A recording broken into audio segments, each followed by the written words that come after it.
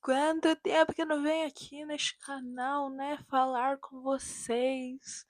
Então, eu tô de férias agora, eu tô de férias de verão.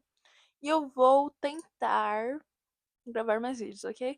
Não prometo gravar tanto assim também não, porque eu não posso prometer coisas que eu não sei se eu posso entregar, entendeu? Mas eu vou tentar. Vou tentar. Vou dar o meu máximo, tá bom, galera? Então, hoje eu vou falar bastante, ok? Hoje meu modo tagarela está ativado, então venham comigo, né, pra essa tagarelice que eu vou fazer agora.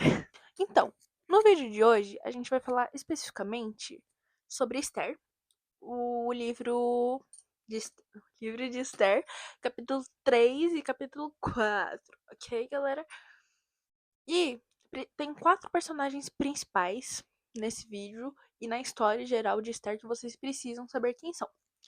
Primeiro, Esther, obviamente, né? Que ela é uma judia que se tornou rainha, ok? Segundo, que é o tio dela, o Mardoqueu, igualmente judeu, judeu. E que criou ela desde que ela era criança. E tem o rei, Xerxes. E por último tem o Haman, que ele é tipo o braço direito do rei. Então, tipo, ele é um abaixo do rei. Ele é bem importante assim dentro da monarquia. Então, o tema desse vídeo é basicamente o que nos diferencia de Haman, né? Para quem não sabe, Haman, ele era bem soberbo. Ele era muito soberbo. Tipo assim, teve uma ocasião, que não, um dia nosso vídeo começa, a história do nosso vídeo começa, e que ele tava atravessando o pátio, né? E como ele era alguém bem importante, assim, na monarquia, como ele era, tipo, só um abaixo do rei, é, as pessoas tinham que se curvar, tinham que se prostrar quando ele chegasse no recinto. E aí, Mardoqueu, ele tava, né, nesse pátio onde o Haman tava passando. E ele não se prostrou, ele não reverenciou Haman, ele simplesmente continuou fazendo o que ele tinha que fazer, mas ele não parou o que ele tinha que fazer pra se prostrar na presença de Haman, né? E, e Haman ficou muito bravo com isso, tipo, muito bravo. Ele tipo, ficou boladão com isso, ele ficou totói das ideias. Pra você ver o quão soberbo e quanto o ego dele é frágil. Só de um cara se recusar a fazer isso, ele já ficou, ó, ai, que absurdo.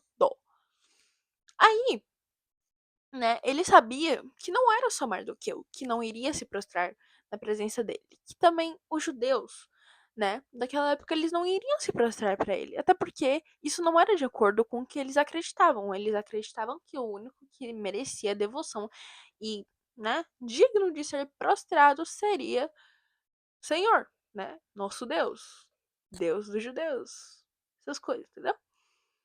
E aí, ele ficou muito bravo com isso, porque ele, né, pensou, pô, se Mardoqueu, que tá aqui dentro, né, tá trabalhando aqui dentro, não me respeitou, que dirá as pessoas de fora? Então ele foi, né, todo dodóizinho, todo feridinho, correr pro rei. Aí ele, ô rei, vem cá, olha o que ele falou, né? Aqui, tá, gente? Eu tô com a minha colinha aqui. Ahn, Então Ramã disse ao rei Xerxes: Existe certo povo disperso e espalhado entre os povos de todas as províncias do teu império, cujos costumes são diferentes dos de outros povos e que não obedecem às leis do rei. Não convém ao rei tolerá-los.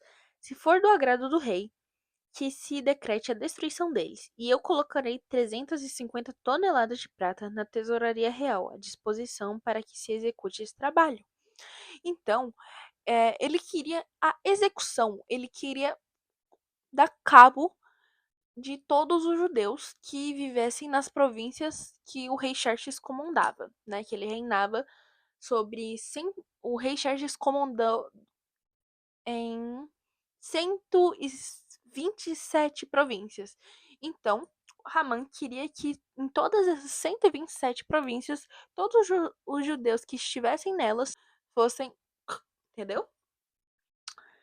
Só que o quê? A parte que eu quero que preste bem atenção, né, deste texto é: existe. Desculpa, minha dicção não é muito boa. Existe certo povo disperso e espalhado entre os povos de todas as províncias do teu império, cujo costumes são diferentes do de outros povos. O cara, ele queria matar e dar cabo de todos os judeus simplesmente porque os costumes deles eram diferentes do resto dos outros povos. Vocês já ouviram isso? Lhes é familiar? Porque me é familiar. Quantas vezes a gente não ouve pessoas falando: nossa, fulaninho ali, você já viu a roupa que tá usando? Esse não vai pro céu, não. Você viu o que fulaninho postou nos stories? Ai, aquele lá vai direto de tobogã. Gente, que frase horrível de se falar. Imagina, imagina Deus lá do céu vendo isso. Meu Deus, os filhos dele tudo falando que o povo vai tudo pro inferno. Vocês acham mesmo que Deus ia gostar disso? Ah, galera. Mas muitas vezes, em vez de ser igual a Esther, né? Nós somos igual a Ramã. Nós condenamos outros povos e outras pessoas pelo simples fato deles terem costumes diferentes de nós. Nós condenamos pessoas pelo fato de terem ideias diferentes das nossas. Nós condenamos pessoas pelo simples fato de terem opiniões e atitudes diferentes das nossas. Cara, ninguém aqui foi chamado para ser juiz, não. Galera, quem decide se alguém vai pro inferno ou não é Deus. Não são vocês. Não somos nós, no caso, né? Porque eu me coloco nisso aí, né? Não somos nós que decidimos quem vai pro céu e quem não vai. Então, por que nós nos achamos no direito de ficar falando que fulaninho vai pro inferno, que fulaninho não vai pro céu?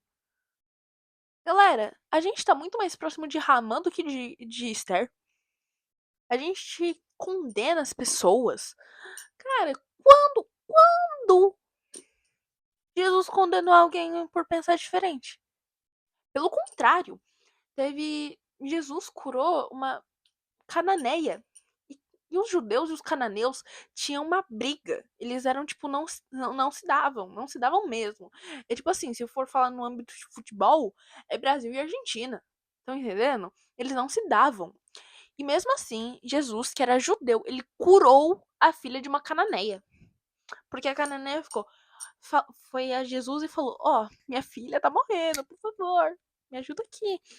Jesus foi lá e falou, né, que perguntou se era certo ele tirar do povo dele pra dar pro dela. E ela falou: nem que for migalha, nem que for migalha, o Senhor, por favor, eu sei que eu não sou digna, eu sei que eu não mereço, eu sei que, ó, eu sou uma das piores pessoas pra estar pedindo isso. Mas nem se for as migalhas, isso já vai bastar. Jesus foi lá e curou a filha dessa cananeia. Jesus nunca condenou alguém por pensar diferente. Jesus nunca condenou alguém por ter atitudes diferentes da do povo dele. Não somos nós que decidimos quem vai para o inferno ou não. Então nós temos que nos recolher na nossa insignificância e reconhecer a nossa insignificância nessa história. Entendeu? No capítulo 4, Esther vai descobrir sobre esse decreto através de Mardoqueu. Mardoqueu, quando ele descobre sobre o decreto, ele vai se encontrar com Esther, né? Ele vai, tipo, ô, querida, então, tá dando um rolo ali que seu rei aí aceitou que nós fôssemos todos, sabe, de cabo de nós. Só que assim, o rei não sabia que eram judeus, né? Ele só sabia que era um povo que não obedeciam às leis dele. Então ele ficou, faz o que você quiser, entendeu? Mas aí quando o Esther descobre isso, ela fica, tá, o que eu vou fazer? Aí o tio dela, né, Mardoqueu, ele vai falar: Ô querida, você acha que só porque você tá aí dentro do palácio você não vai ser executada como nós? Você também é judia. Independentemente se você for rainha ou não, você continua sendo judia. Né? Acho que tá no versículo 13, isso. É aqui, ó.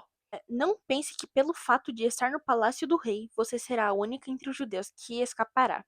Pois se você ficar calada nesta hora, socorro e livramento surgirão de outra parte para os judeus, mas você e a família de seu pai morrerão. Quem sabe se não foi para um momento deste que você chegou à posição de rainha? Sabe? Esther ficou, tipo assim, o que eu vou fazer? Aí o tio dela foi lá e falou: querida, acorda pra vida, você não vai escapar da execução. Você também é judia. Você também é do povo judeu. Se o seu povo todo morrer, você não vai ser a única que vai ser impune disso. Aí ele fala que se ela não se posicionar, Deus proverá outra pessoa para fazer isso, mas que ela e a família dela, né, a família do pai dela morreriam. Aí, né, ela vai e se posiciona, porque é isso que nós temos que fazer. Não é a gente não deve ser que nem Ramã e ficar condenando o povo alheio por ter costumes diferentes dos nossos, por ter ideias diferentes das nossas, por ter opiniões diferentes das nossas, religiões diferentes, estilos diferentes. Não, a gente tem que ser como Esther. A gente tem que falar por aqueles que não podem falar, sabe? Tudo bem que nessa história, os judeus são o povo de Esther, né? A Esther, ela é judia, então ela meio que se posiciona a favor do seu povo. Mas nem sempre vai ser o nosso povo que vai estar sendo perseguido. Outros povos também vão estar sendo perseguidos. E nós temos que nos posicionar por esses povos, porque esses povos, eles não são diferentes da gente. Eles podem ter crenças diferentes, eles podem ter estilos diferentes, podem ter rotinas diferentes, mas assim como nós, quando eles se machucam, sai sangue, quando eles têm uma ferida profunda, fica uma cicatriz, eles morrem do mesmo jeito que nós morremos, eles sentem fome do mesmo jeito que nós sentimos fome, eles sentem sede do mesmo jeito que nós sentimos sede. Então, não é porque o outro é diferente que nós devemos condená-los. Se o outro é diferente, nós devemos agir igualmente com eles e protegê-los. Jesus, ele curou uma cananeia. Jesus, ele falava com samaritanos, que eram povos completamente diferentes deles. Mas mesmo assim, ele curou essas pessoas, ele conversava com essas pessoas, ele protegia essas pessoas. Então nós temos que fazer exatamente isso, nós temos que ser como Esther, nós temos que ser como Cristo, e não como Ramã. Não condenar as pessoas por serem diferentes. Nós temos que acolher elas. Porque se nós não acolhermos, alguma outra coisa vai acolher. E nem sempre essa coisa ou essa pessoa que for acolher a outra vai ser uma pessoa de bem. Se nós não acolhermos as pessoas que precisam da gente, independentemente de religião ou de ideia, pode ser que o mundo lá fora acolha essa pessoa. Nós sabemos que o mundo não é nem um pouco legal, né? Pode ser que se uma pessoa for à sua procura, né? Uma pessoa, por exemplo, se uma pessoa de outra religião, então vou colocar aqui, sei lá, um bandista. Se um bandista for atrás da sua ajuda, porque precisa da sua ajuda, e você não for ajudar essa pessoa, se você se recusar a ajudar essa pessoa pelo simples fato dela ter uma religião diferente da sua, pode ser que o que acolher ela sejam as drogas. O que acolher ela seja uma bebida. E nós sabemos que isso não vai dar certo. Pode ser que a família daquela pessoa perca aquela pessoa por conta que você não ajudou ela. Por conta que nós não ajudamos ela. Pode ser que a família daquela pessoa perca aquela pessoa pro mundo das drogas e do vício, porque quando ela veio a nós buscar socorro, nós não a socorremos. Nós a condenamos por ser diferente. E galera, basicamente é isso que eu queria falar. tá? No vídeo de hoje. Eu recomendo muito vocês lerem o livro de Esther para entenderem melhor o que, que eu quis dizer aqui, né? Mas assim, o livro de Esther é um livro espetacular, maravilhoso, mesmo que o nome de Deus nunca seja mencionado no livro de Esther e nem no livro dos Cantares. É um livro muito bom, é um livro onde você consegue entender muita coisa dos, né, de como Deus age mesmo no improvável, né? Como Deus já tem tudo planejado, mesmo que não possa parecer possível para a gente, né, aos olhos humanos. Então eu fico aqui, né? O vídeo vai acabando aqui e eu espero que vocês tenham gostado, ok? Dessa minha versão tagarela. Eu pretendo fazer vídeos assim, só que, né, com outros temas também. E se vocês tiverem alguma sugestão de vídeo que eu possa gravar, algum livro que vocês queiram que eu leia, alguma coisa assim que vocês gostariam de ver neste canal, por favor, deixem nos comentários, ok? Isso me ajudaria bastante. Obrigada. Um beijo. Tchau, tchau!